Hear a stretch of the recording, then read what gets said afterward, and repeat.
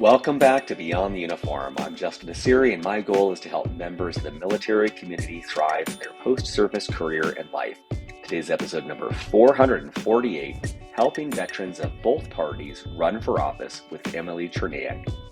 The thing that I would say to veterans is I know that it's scary. I know that it's not something that they were maybe thinking of doing. And I know that it seems like a very weird thing to get involved in politics, but our country needs you and our democracy needs you. And regardless of what side of the aisle you're on, we need leaders who are going to put the country first now more than ever. Well, you'll need to be patient with today's episode. It was my 70th episode, which, nearly 400 episodes ago. I was very new to podcasting, but I've gotten to know Emily really well since this aired, 3-4 years ago. And I am more and more of a fan of her organization that's called New Politics. And one of the things you'll learn about in this episode is how she started this organization to support members of political office who have a history of service, be that military service, be that public service with Peace Corps or things like that. But just realizing that the values that those people have, their ability to put their country first, is a huge asset, even if she might not agree with them politically. And I think that's so beautiful in this day and age where things feel so divided and there is a lack of common ground. I love to see this organization that is supporting our military veterans run for office. So even if you don't think that's something you'd want to do, it's a great organization to know about and support. As always, at beyondtheuniform.org, you'll find show notes with links to everything we discuss, as well as 447 other episodes just like this one. So with that, let's dive into my conversation with Emily. Joining me today in Boston is Emily Cherniack. Emily, welcome to Beyond the Uniform. Thanks. It's great to be here. So for listeners, I wanted to give a quick background. Emily is the founder of New Politics, which recruits service alums, military, AmeriCorps, Peace Corps, etc., to run for political office and supports incubates campaigns to help them win. Normally, I interview veterans on the show, but Emily's built an organization that's helping vets, so I wanted to give a quick overview of her company, New Politics, and then a bit of background on Emily. So New Politics identifies top talents, helps them build a winning campaign infrastructure, and provides mentorship and support throughout their campaigns. They've supported 5 national service candidates in key states and federal races across the country, and they've won 3 of those 5 races, including Congressman Seth Moulton's unprecedented win in Massachusetts' 6th congressional district. In 2016, New Politics is supporting 23 candidates in local, state, and federal races across the country, and they've won 17 primaries and 13 general elections. And in terms of Emily, she's got a really impressive background. She's run New Politics for the last 4 years. She's worked with AmeriCorps, City Year AmeriCorps, and part of the founding team of Be the Change, where she led a coalition of over 200 organizations to engage 250,000 people for a day of action in support of the $6 billion Edward N. Kennedy Serve America Act of 2009. She graduated from George Washington University with a bachelor's degree in criminal justice and psychology and a master's degree in education policy. So, Emily, first of all, anything to add to or amend in that introduction? No, it was great. Awesome. Well, let's start off with, tell me more about New Politics. How would you explain that to a veteran audience? Yeah, we are an organization that thinks that we need new leadership in politics, and we believe that the best kind of leaders are those that have served this country, whether it's through AmeriCorps, Peace Corps, or the military. And because veterans have unique leadership skills that they've learned in their service, they've also learned how to put the country first. And politics is a very counterintuitive and oftentimes sort of scary place. And so our goal as an organization is to really help not only recruit but support these veterans and become sort of an honest broker and sort of navigator through this political space, which again is super counterintuitive. It's a closed ecosystem, so it's really hard to just figure out. And so we really try to, help people through this process and make sure that they stay authentic to who they are as a servant leader and build the best team around them so that they can be set up for success. and they won't win every race, but we want to make sure that they run strong campaigns. And you had introduced me to Sean Barney, and for listeners, that was episode 65. I really, really recommend it. I just found Sean to be such an inspirational person, and he was singing your praises throughout that interview. And he mentioned something about a theory of change that you have, and I was curious to learn more about that theory. Yeah, I mean, I think our theory of change is we really think that, Congress has now less than 18% of its members have service backgrounds, and before it used to be like 75 to 80%. And we really believe that people who have served, who have learned to put the country first, continue to do that throughout their lives. And so, if we had more elected officials, in Congress and state legislatures and city councils who were about the country first, I think we could solve our problems and really do big things as a country. And I think the challenge with politics now is that we have less and less people who have really had that experience and leadership experience about putting the country first. And so now we have elected officials who are really about themselves, who are about partisan politics, who are about keeping their job and being career politicians as opposed to servant leaders. And I'd love to learn more about the genesis of new politics. So could you take us through kind of your background, and then if you have like a moment that you could pinpoint where it was the genesis of the idea? Yeah. So ironically, I was never political. Like I just wasn't that person that grew up wanting to be in politics. I never, I didn't major in political science. I actually very much was against politics. I thought it was a space that was people lied, they were dishonest, it was not trustworthy, right? So I was someone who served. I did youth work. I did AmeriCorps when I graduated from college at an organization called City Year, and I really was about how do I impact my community in a real way. And so that's what I did my for the first sort of 6 years of my professional life. And then my boss, Alan Casey, who founded City Year, I was working for him at his new nonprofit at the time, and Ted Kennedy had passed away. And so there was a U.S. Senate race that was going to happen in Massachusetts, and Alan was going to run for it. And he asked me to help him on his campaign.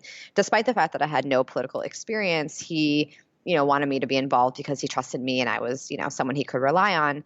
And that experience was sort of, I think, the aha moment for me. I talk about it like the Matrix, when you like swallow the red pill and this whole world sort of appears before you that you never knew existed. And that's how I felt about campaigns. I was someone who was really engaged in my community and civically engaged, and I voted, but the electoral world was a totally different world that I knew nothing about. And it blew my mind. Like it blew my mind that I knew nothing about this world, that I knew no one in this world. And yet here I was, like a active, like engaged citizen in my community, right? And it just made me realize how separate these worlds are and how important they are. And so I went through that experience and seeing, my boss was really he is one of the best social entrepreneurs in the country. City Year is $100 million organization. They're in like 25 cities. They're international now. And still seeing how he struggled and how we did not know how to run a campaign and how the people that you are around in politics, it just was like a crazy experience. And what I realized was two things. One is that our politics is broken. It's just incredibly difficult for someone to just run for office. And the second piece is that, that politics matters, and elected officials have incredible amounts of power. And here I was thinking naively that I could just like impact our communities through non-political work. And at the end of the day, our elected leaders are the ones making significant decisions about our country and our communities. And so if we do not get people into office who actually know how to sort of bring people together, who know how to work with diverse people, who have proximity to the issues facing our country, we're going to we won't be able to do big things. And so it just was sort of this aha moment of like, wow, like this is totally not how I thought it was. And then it made sense to me why we get the people we get in politics. One of the things that Sean mentioned to me that I was really blown away by is that you work on both sides of the aisle. Like I had assumed you would have one or the other. And I think it's challenging for me I find it so compelling because it's challenging for me right now to see another point of view. Like I know my point of view, and then to see a different party's point of view can be difficult for me at a time. And I'm wondering if it's ever challenging for you to support both sides of something. I imagine you have your own beliefs, but then to be able to support someone in running that doesn't share that beliefs, I think that's incredible. I think that's like amazing. But I'm wondering if that ever poses problems for you. You know, it's funny. I don't find it complicated at all, but everyone else finds it really complicated. I think on both sides of the aisle, like so Seth Moulton is a Democrat congressman that we supported.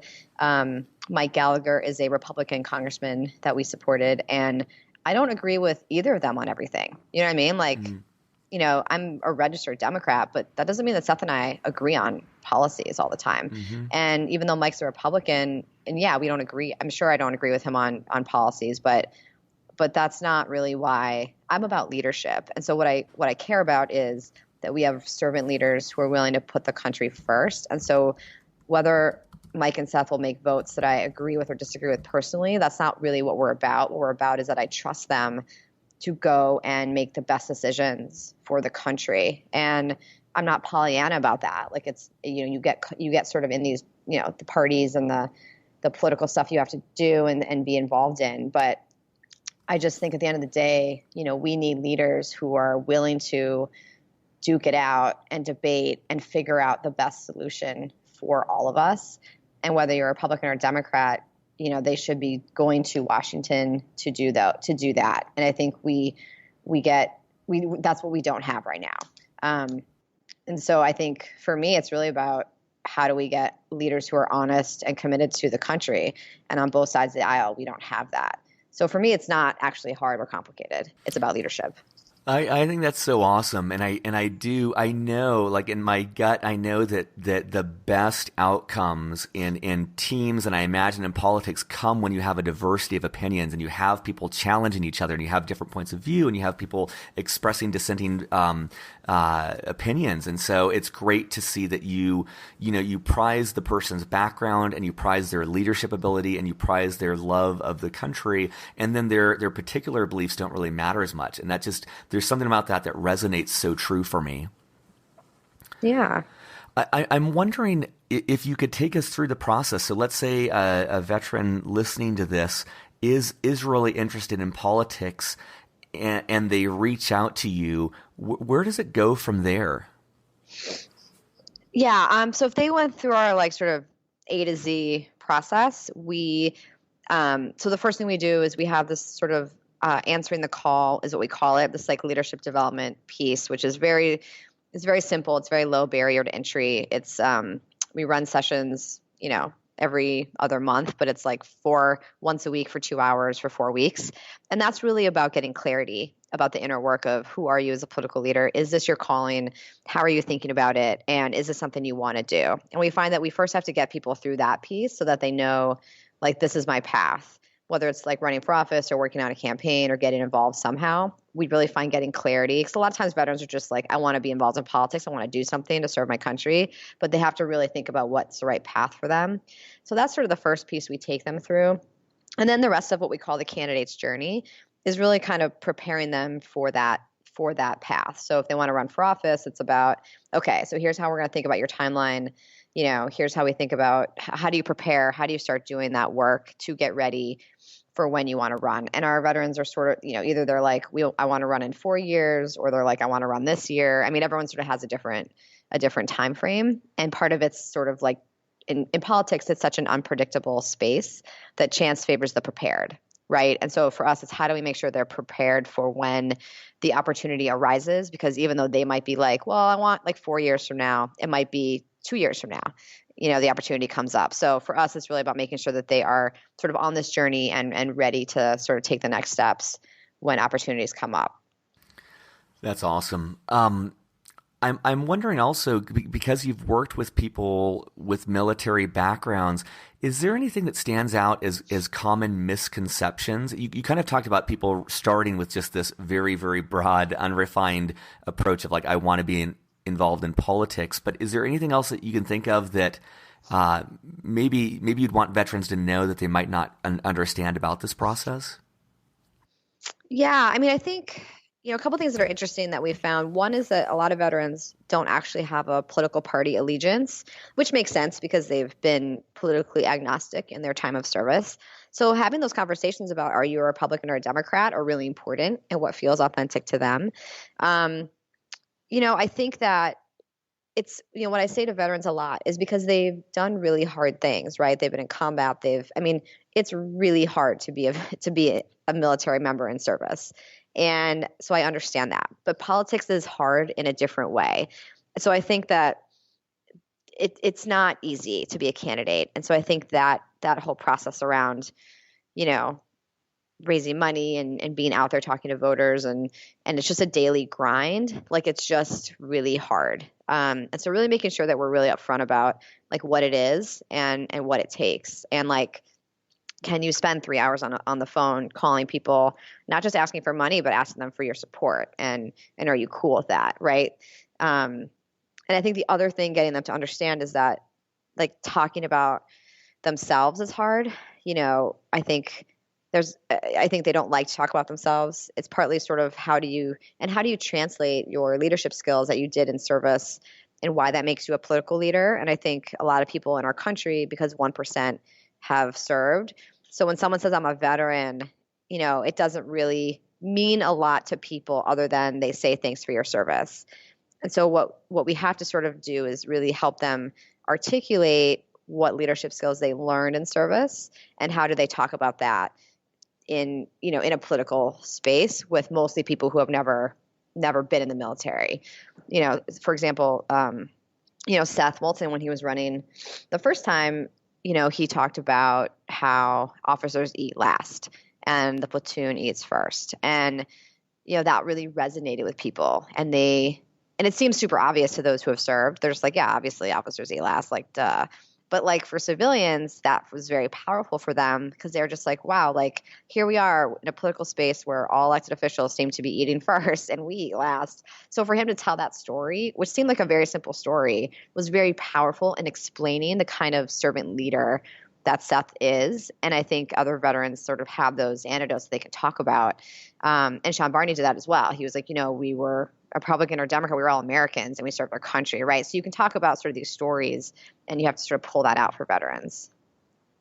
It's so fascinating to hear you speak about this because, in the last 70 interviews I've done, they've almost all been from the business side. And the things that you're touching on are common, not weaknesses, but challenges that almost every single veteran talks about, which is speaking about themselves, selling themselves, not boasting of what they've done, not even boasting, but just being able to talk about it. Being able to talk about it honestly to them feels like boasting because they're so used to not speaking about these things, to talk about the team, to play up the team's accomplishment, not their own. And also, you talked about with fundraising, and I've seen this trend where most vets have difficulty asking for help. Like they need to do things on their own. They need to be able to accomplish things independently. And so asking for an introduction, asking for mentorship can be a challenge for most vets. And so it's just so fascinating to hear in this political world to see that it's very similar challenges that vets need to overcome to take that next step forward. Right. And you touched on fundraising, and that was one of the things I wanted to talk about. And when I spoke with Sean, one of the things that came through in that interview was how much of this process is about constantly raising money, constantly asking for someone to write a check. And I think his final words of wisdom was that, like, hey, if you're thinking of this path, you need to sit down and create a list of the 100 people you're going to go to tomorrow and ask for money. And if that's uncomfortable, this is probably the wrong path. And I'm just paraphrasing, but he had thought that you might have a lot of thoughts on that about raising money, difficulties you've seen in veterans and non-veterans in doing this, and any advice you have about that fundraising process. Yeah. I mean, I think in general, fundraising is hard for most people. And I think veterans, because they've never had to do it in their life in service, that it is just a new thing for them. And so part of what we have to do is unpack for people like why asking for money is hard. And that is a range of things. There's a veteran who grew up, first generation, Mexican American, and he was just like, my family never asked for anything because it was a pride thing. And so for me, asking for something is like very weird, right? And so you have to kind of like get to people's like core of like the why and like what is really going on there, and then and then kind of solving for that issue, because fundraising in general is complicated for most people. And I think partly with veterans too, money is they didn't get paid a lot in the military, so like the concept of money seems like a lot. So I had a veteran who was just like, I don't want to ask someone for $2,000. That just seems like a lot of money. And I was like, look, would you give someone $50 who asked you to support a cause? And he was like, absolutely. I'm like, okay, so this person's $2,000 for how much capacity they have is like you giving someone $50. So you know what I mean? So you got to kind of like get them to understand that like money. So like I feel, it's weird when you ask people for money and I'm like, would you give $10,000 to something? And to me, $10,000 is like a lot of money. But if someone makes a couple of million a year, right, it's not, it's just a different, right? So there's different levels. Like I would give somebody $100, like no problem. And that for some people, that's their 10,000, you know what I mean? So it's just getting them to you have to sort of break it down for people and get them to sort of see that it's just little by little. And I think for, with Sean and others, raising $1 million just seems like it's just an undaunting number, but you have to break it down into math. And you're like, okay, if you get 20 people to give X amount, and then, it just, you have to sort of break it down into pieces. And I think if you can do that and help guide them through it, and then they see the success, if they actually they ask people, they say yes, you know what I mean? So they get more used to it. They're also, veterans tend to in the beginning, or candidates tend to not ask for amounts. They're kind of like in the beginning, they're like, well, whatever you can give. And I'm like, look, like, then they're just going to give you $25 because most people have no concept of campaigns. Yeah. Like most people, they know how much they give to their church. They know how much they give to their like local nonprofit. Politics, like if Sean asked somebody to give and they gave like $100 and they could give more, I'm like, well, you didn't ask for more. And so at the end of the day, they're going to just make up a number that they think is helpful to you unless you say, I need this. And so I think they get better at that as they keep going. I think Sean at the end was like, I need this amount from you. And so it just takes practice.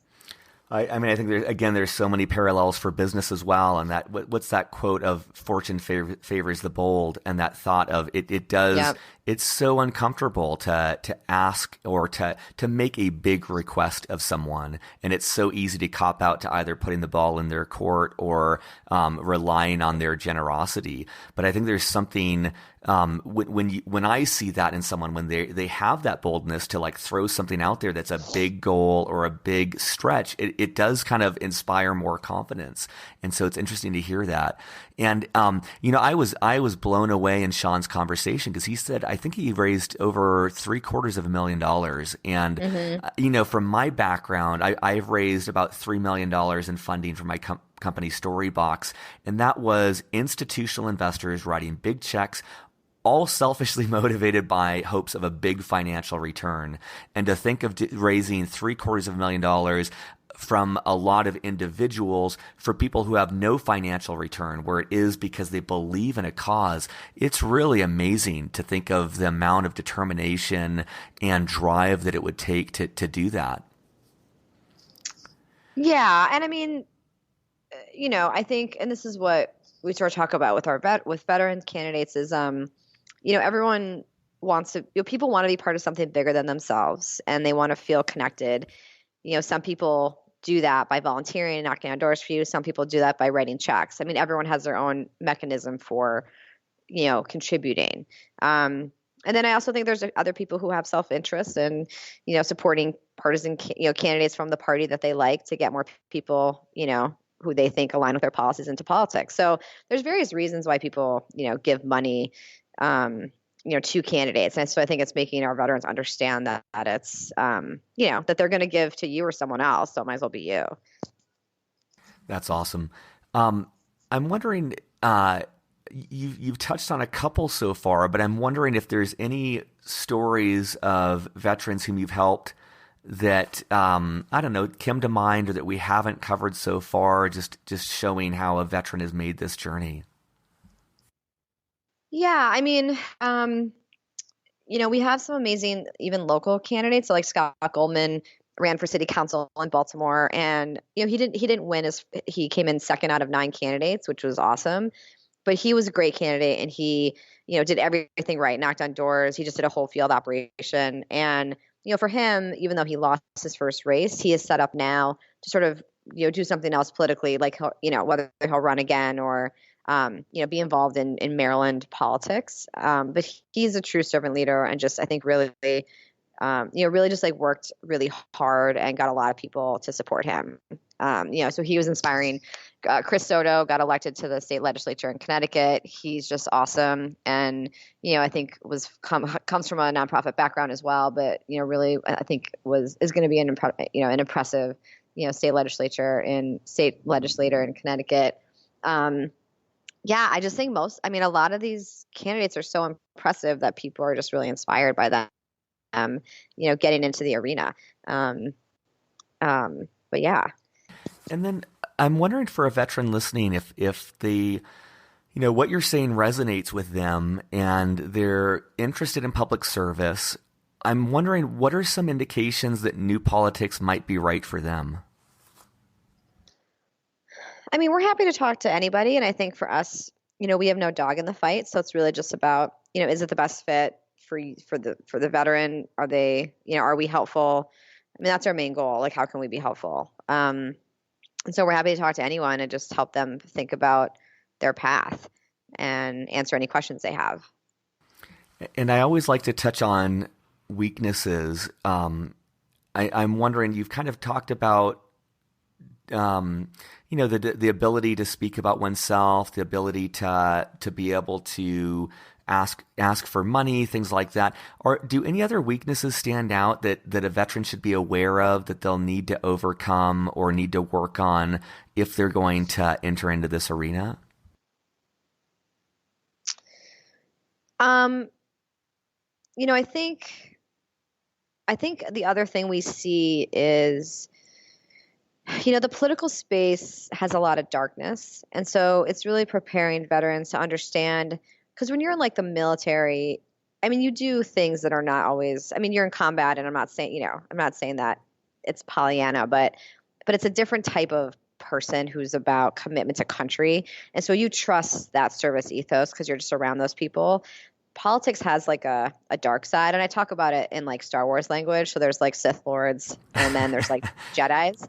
And our candidates, our veterans, are the Jedis, right? And so you have to sort of understand that there is this pull towards darkness. And I think what we really try to do is really talk about that. And then because you can easily kind of get swayed, to the dark side. And there are people who are just about their self-interest and what they need from you. And people like that just don't really exist in the service space. It's just a really different environment. So I've talked to a lot of veterans who have been in it, and even campaign managers who have been veterans just are like, I've never experienced this before. Like, it's just crazy how it just is a different kind of people.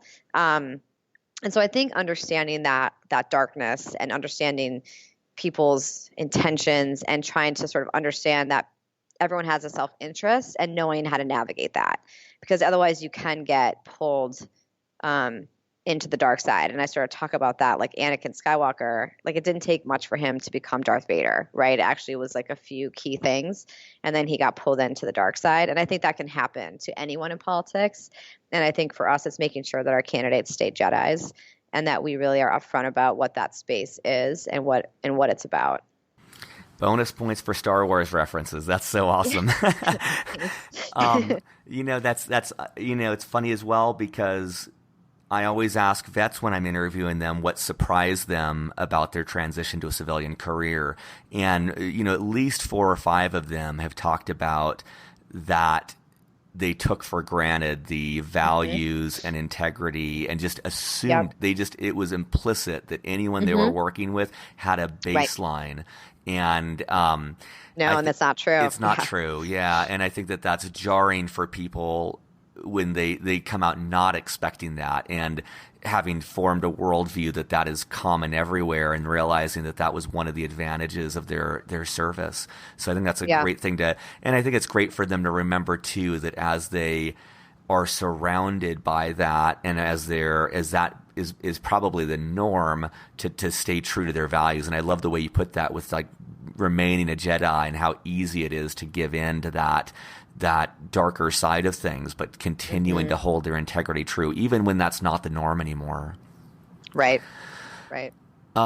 I always end with kind of an open-ended final words of advice, and I feel like in this case it's even more important, because honestly, this world is so new to me, and I know that there is so much that you could talk about that I just don't even know to ask about. And so I wanted to give you just plenty of room to anything else you would want to say to an audience of veterans listening to this. What else would you want them to know? I appreciate that. I mean, I think the biggest thing is to know that they are desperately needed in political life, and our country is at a really dangerous place right now. And I just truly believe that the more people who have served this country, the more we desperately need them in political life. And so I think the thing that I would say to veterans is I know that it's scary. I know that it's not something that they were maybe thinking of doing. And I know that it seems like a very weird thing to get involved in politics, but our country needs you, and our democracy needs you. And regardless of what side of the aisle you're on, we need leaders who are going to put the country first now more than ever. And so please think about it, and think about running for office. Think about working, on the Hill, being a chief of staff, being a policy director, whatever the role is. We need you in this ecosystem, because we are in desperately need of Jedis. That's how I'll end it. This is great, Emily. Well, for listeners, I'll put in the show notes links to everything Emily's mentioned. Actually, I'm sorry. One more question for you, Emily. Yeah.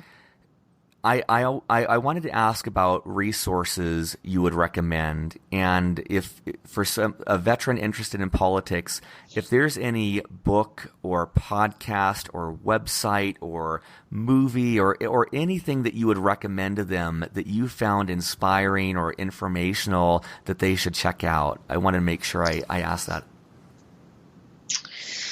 That's a good question. A lot of the books are partisan, so I have to think about that. But we're creating a candidate's journey manual that will be done at the end of February or end of January, and so that might be helpful. But I will think about other other resources. But yeah. Awesome. Sorry, I'm no worries. Not helpful there, but yeah, for listeners, I'll add in links to that candidate's journey manual once that's available. And you can also check out Emily, her work and her organization at newpolitics.org. Emily, thank you for your time, but also just thank you for the work that you're doing for our country. I think it's so vital right now, and I think it's awesome to see a very novel approach that's making a very big impact.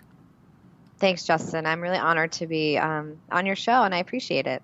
Surface.